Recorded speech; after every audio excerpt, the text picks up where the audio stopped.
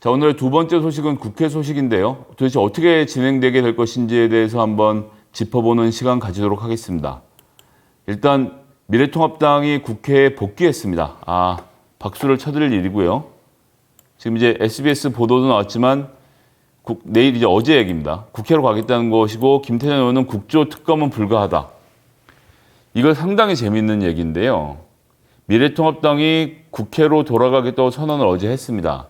그런데 문제는 아무것도 얻은 게 없는데 국회로 돌아간다는 겁니다. 회의를 어떻게 할지도 정리를 못했다는 것이고요. 백기를 들고 투항한 상태인 겁니다. 너무나도 창피한 일이죠.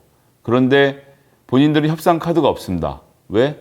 11대 7을 할 때 법사위를 상반기에 우리가 받고 하반기엔 대선 승리한, 즉 집권 여당이 법사위를 가지는 걸로 하자. 대신 국정조사 2개를 받아줄게 라는 김태년 의원의 협상안에 주호영 의원이 응했죠. 그래서 윤미향 의원에 대한 국정조사, 그리고 한명숙 총리 사건과 관련된 청문회 이렇게 두 가지를 진행하기라고 11대 7로 합의를 해서 본인 미래통합당으로 돌아간 주호영 의원이 비대위가 열리던 아침 시간에 김태년 의원에게 문자를 보내서 협상 못해 라고 이야기한 것, 즉 원내대표 간의 협상안을 의원총회조차 붙여보지 못한 점과 그 시간이 비상대책위원회가 열리는 시간이었던 점 등을 보면 당시에 김종인 비대위원장이 이 협상안을 받을 수 없다라는 이야기를 하면서 협상이 깨진 것으로 저희가 미루어 짐작할 수 있는 상황이라는 말씀 지난번에 드리지 않았습니까? 그렇기 때문에 그때 왜 국조를 해주냐 이런 비판의 의견도 있었지만 어쨌건 협상은 결렬됐고요. 다시 국회로 복귀할 때는 국물도 없습니다. 그때는 11대 7로 할 때였는데 협상이 되던 때였고 지금은 그 협상이 끝났지 않습니까? 18개 상임위는 민주당이 다 갖고 있는 거고 국조특검도 들어줄 이유가 없는 겁니다. 게다가 여기서 주호영 의원은 쓸 수 있는 레버리지라고 하죠. 카드도 없는 상태라는 것이고요. 그런데 3차 추경을 통과시킨 것에 대해서 김태년 원내대표는 절박한 마음으로 책임을 졌다.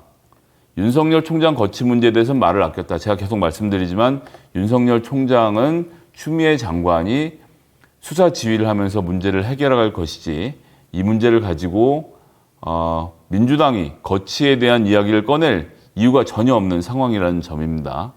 그 다음에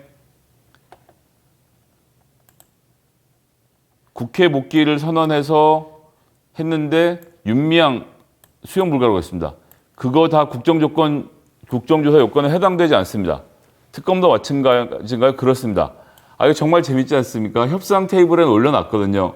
11대 7 받고 법사위 우리 주고 하반기엔 대선 이긴 팀이 하면 오케이 국정조사 2개 받을게 라고 협상을 했던 김태년 의원입니다. 그런데 그 협상안을 깬 것은 바로 주호영 원내대표와 김종인 비대위원장이었죠. 빈손으로 머쓱하게 돌아와서 옛날에 그거 맡겨놓은 거 그거 좀 돌려줘 하는데 버스는 떠났습니다. 버스 떠난 지 언젠데 그런 얘기를 합니까? 그러니까 당연히 김태년 의원이 이런 반응을 보이는 거죠. 국정조사 여건에 해당되지 않는다. 협상 이미 끝났는걸요.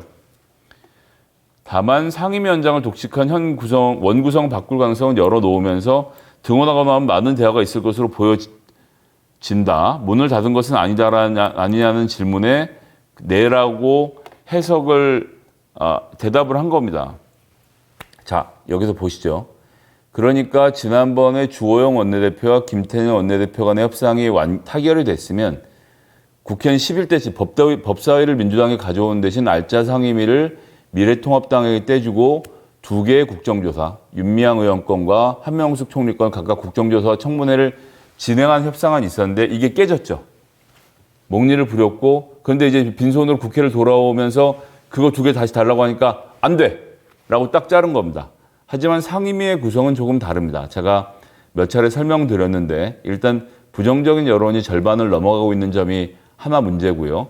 그리고 또 그것만큼 중요하게는 국회 운영을 같이 하려면 사실 상임위원장을 따로 내줄 필요도 있거든요. 그래서 제 추측입니다만 장관들에게 원래 상임위원장 자리 배정을 안 해주는데 이번 21대 국회 하반기에 상임위원장을 할 사람들을 전반기로 땡겨오지 않고 그분들을 그대로 둔 상태에서 상임위원장을 이미 양보했거나 아직 상임위원장으로 나이가 안 되거나 선수가 안 되는 분들을 중심으로 7개 상임위 배청을 했거든요. 그렇기 때문에 이거는 전 협상의 여지가 있다. 협상의 여지가 있지만 협상이 꼭 된다는 얘기는 아닙니다. 미래통합당이 계속 저런 식으로 목리를 부리고 땡깡을 부리면 이까까 그냥 밀고 나가면 되거든요. 근데 땡깡을 부려서 국민 여론이 야 차라리 민주당이 18개 하는 게 낫겠다라고 올라와야 18개를 민주당이 하는 거지.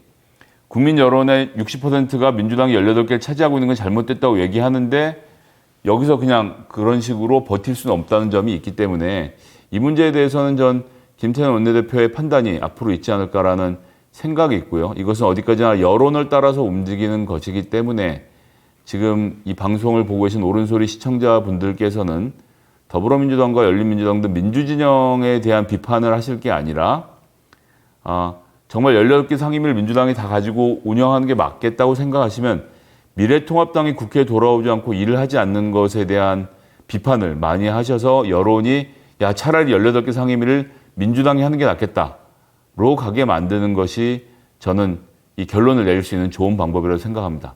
정치가 생물이라고 불리우는 이유는 정치는 여론에 따라서 움직이기 때문이죠. 하지만 지난주 리얼미터 여론조사 결과를 보면 별로 좋지 않다는 것. 18개 상임위 독식한 것, 7개 상임위원장을 먼저 뽑은 것은 국민들이 찬성했지만 18개를 독식한 문제에 대해서는 그닥 여론이 좋지 않다는 점을 함께 고려해 주셔야겠습니다. 이상 두 번째 소식을 마치도록 하겠습니다.